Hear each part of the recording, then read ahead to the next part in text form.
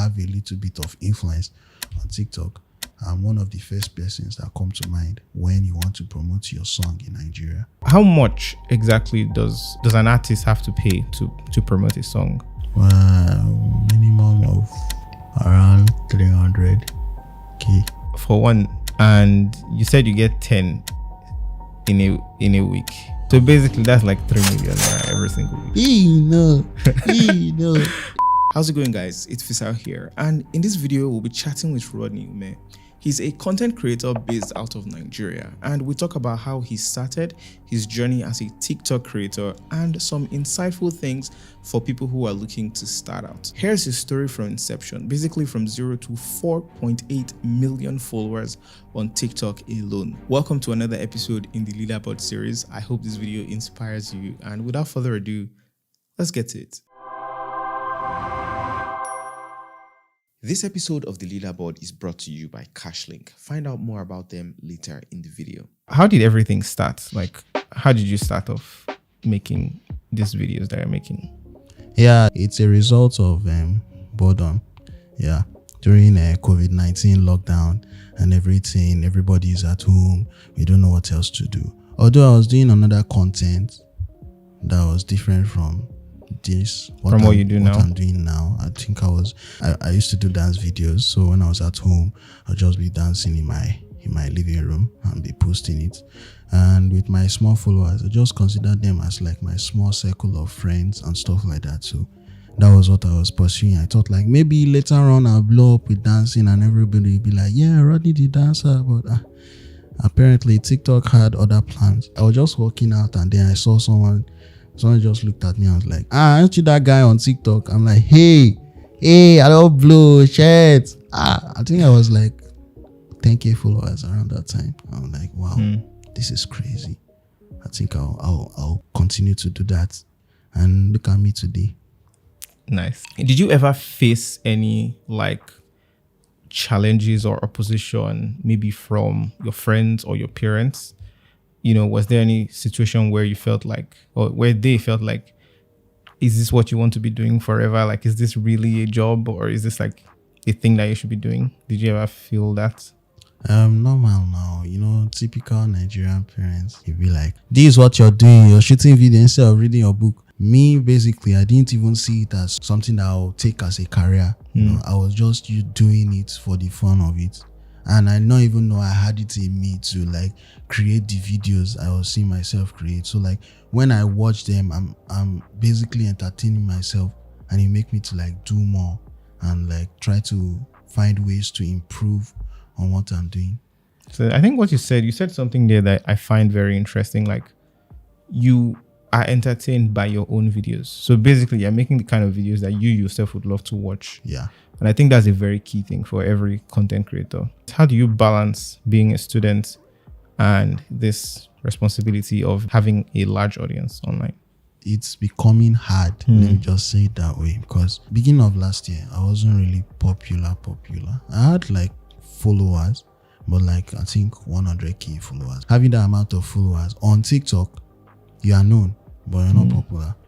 Yet, like people, you have like a certain class of people that will know you. When I started school that year, people who knew me on TikTok, they were expecting me to be like, yo, this big guy, he's supposed to be like, yo, he's supposed to have money and everything. Like, yo, guy, money no day. I'm still struggling, guy. Basically, I was still doing it for the love of it, not even from income I might stand to gain from doing the video. So I think it was now later on when I started growing, and then it started becoming much harder to go for lectures without my face mask. You get, because there are a lot of people, like you just come down to school, and then from the gate you're already seeing people like, oh, Rodney, I'm a fan, I know this guy, want to take picture with me. Like, let's say I'm supposed to get to my lecture hall in like 5 minutes, I'll end up getting there in 20 minutes because there are a lot of people that will be greeting me and I can't just snub them. You get? I get you. I am dropping steady bars like I just came out of prison. If it's raining on the sea, can we call that rainy season? I don't take off my shoes because Let's get back to your content. There's something that we were just listening to it earlier, and it was wisdom drill. Yeah. How did that come about? Like, what was in your mind? Wisdom drill is like a song on wordplay. It was what I was planning to do a long time ago. That day, I didn't know what else to do. Nothing was really coming up in my head, and then I now found it in like one of my notes, and I was like, "Yo, I think I should like compile most of the jokes I've made and then turn it into a song." Originally, it was supposed to be like normal content, And then when I did it, I sent it to my manager, and like my manager was like, "Yo, we can make money out of this. We should go and stream this song. Oh my god, this is mad." I'm like, Me, I was not thinking like, okay, it's going to be an actual song. It's just like something I'll post on TikTok, gets the amount of views, because I was looking at it, okay, this could get a substantial amount of views because it's a song. It's not something I've done before, and then the thing just blew up. How do you come about? Do you like write it down, or do you just like, is it like thoughts in the shower? How do you usually come up with ideas? Sometimes I'll have it in my head and then forget later on, and then like a sound will come and then it will now come back and like, okay. But most times the inspiration is like daily bread. You just wake up, like the idea will just come and then you do the video, and you don't know what video you're going to do the next day. But when you wake up the next day, the idea will come.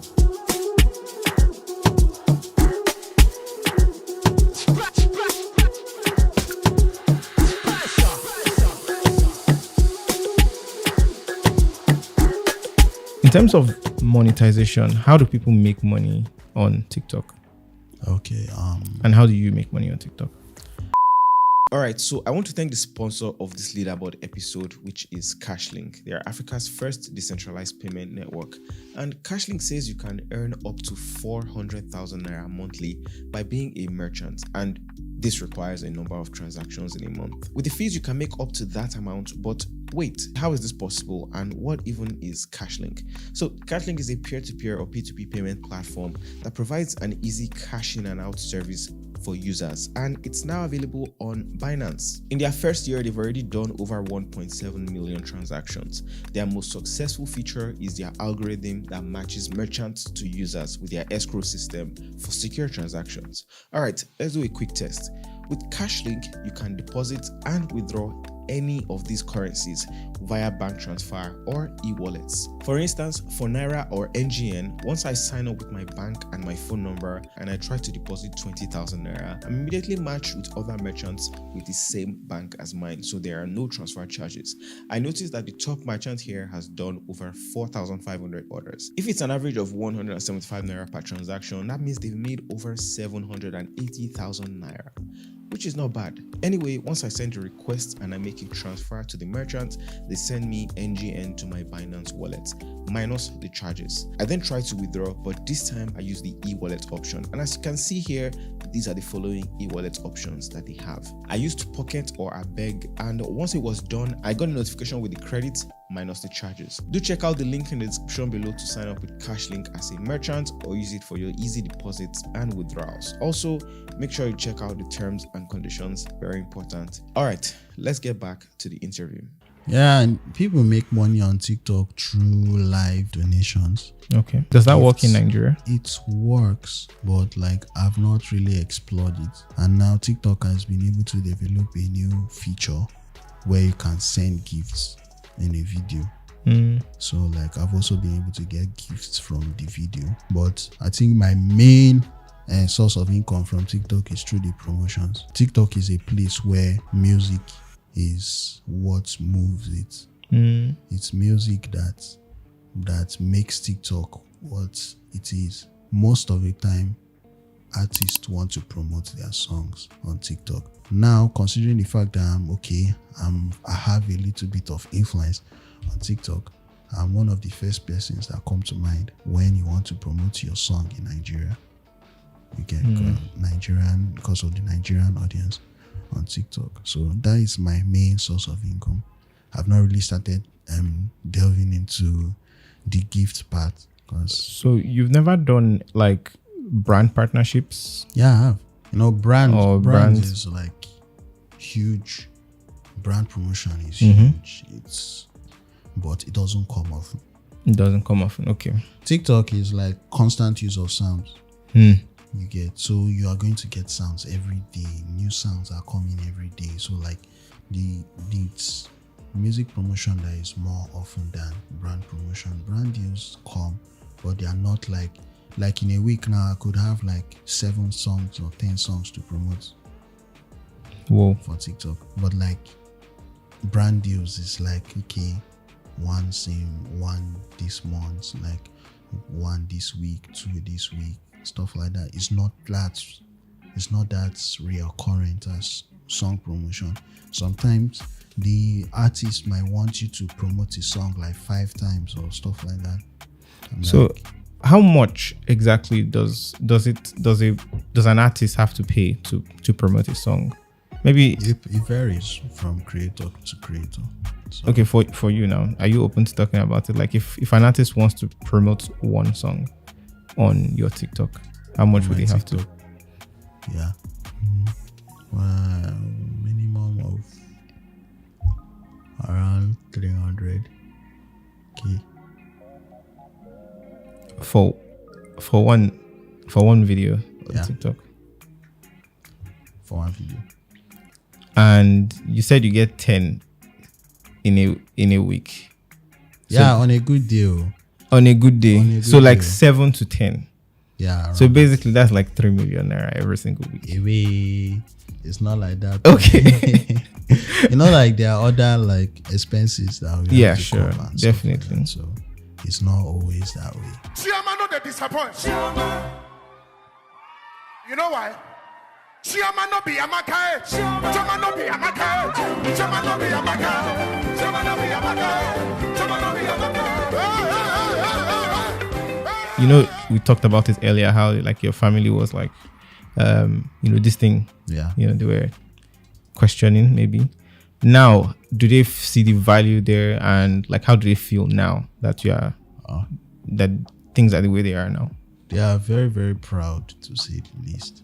They are very, very proud. I think based on what I've achieved, and like imagine you go to work and like you're seeing your co-worker is saying, there's this guy on TikTok, Rodney.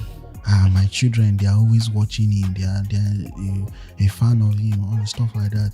And that guy is your son. That kind of feeling, like, wow, my child is making a difference. And like considering like the amount of money I make, and then sometimes I decide to buy them a gift and stuff like that. It's kind of heartwarming. It's not what they would have expected. Like the mindset of Nigerians, like once the only way to be successful is if you're a doctor, lawyer, or engineer. That's when you're successful. But we have shifted from that. We are no longer in that timeline. There are so many other ways to make a living and also be able to make a substantial amount of income. So, back to the content creation, is there anything that you would change, from when you started to now? Like, what would you change if you were going to start over? I don't think I'll change anything because I love the way I started. Okay. People who are starting, majority of the people who are starting content creation now, they are starting it because of the success stories that they have heard. Maybe their friend is now popular on TikTok or stuff like that. And when you're doing that, you are going to be in a situation where you just be frustrated because sometimes TikTok is a very, very unpredictable app. You can do a video today and make 5 million views, 6 million views, 10 million views. The next video you post, you get 200k views. Basically, you wouldn't start differently, and you love the way you started because you were able to build a brand instead of just like aiming for popularity, noise, and Like just the numbers essentially? No, normally when you get to a certain stage, because when I was moving, I later started focusing on the views. There's no how. Yeah, There's obviously. no how. You start looking at the views and stuff like that. And when I see that my video pop today and you not pop tomorrow, sometimes you just be which kind life it is. But I was just have to remind myself that I'm just doing my content. So at this point now, it's just vibes. I'm just posting the videos. I'm just entertaining myself and entertaining whoever sees it. Because at this point, it's not like I'm doing it because of the kind of views I want to get. Imagine somebody is making, he made 200k views today, and tomorrow he made 4,000 views. You should have this kind of mindset that these 4,000, imagine like you're in a crowd of 4,000 people and those 4,000 people saw you. You now be 4,000 people like individuals and be able to see your video. So that is the kind of mindset I used to have. Like, yes, it was a kind of training. Interesting. Do you think TikTok is, I don't know, do you think is a bubble, or is it just going to continue to rise?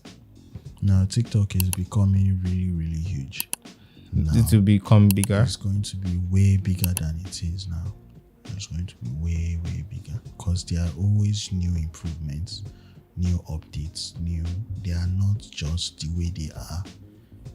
Especially a year back, nobody even, like, let's say they are doing a show now and then they'll say visit us on Facebook, Instagram, Twitter. But now they're saying visit us on Facebook, Instagram, TikTok. They'll add TikTok to it because like TikTok is now a formidable brand. They know that TikTok, if your video is popular on TikTok, you have blown. That is how TikTok is. Interesting. Do you see yourself creating only on TikTok, or you want to expand to other platforms? I know we sort of had a discussion. No, I can't just be doing TikTok because now I don't just want to be seen as a TikToker. I want to be seen as a content creator. A content creator can't just have all his fans in one place. You should not just put our eggs in one basket. Because, okay, let's say something happens and TikTok is not really in vogue again. What am I? You get? So, like, YouTube, I'm coming for you. Don't worry. What is the piece of advice that you would give people who are looking to start out? My advice is just be original, do what you love and be consistent with it, and also be creative, because you can literally blow up by doing anything. So you can't just say you want to follow the trend or follow what other people are doing, because at the end of the day you burn out because it's not something you love. So just do what you love doing and be consistent, and surely it's going to pay off. Awesome. Thank you so much for your time. I really appreciate this. So what did you guys think of the interview? Let me know in the comment section down below. Thank you so much for watching up until this point. And who else do you think we should interview next? Just leave a comment right there in the comment section below and I'll reply as many as I can. Thank you so much again for watching, and I'll see you guys in the very next video.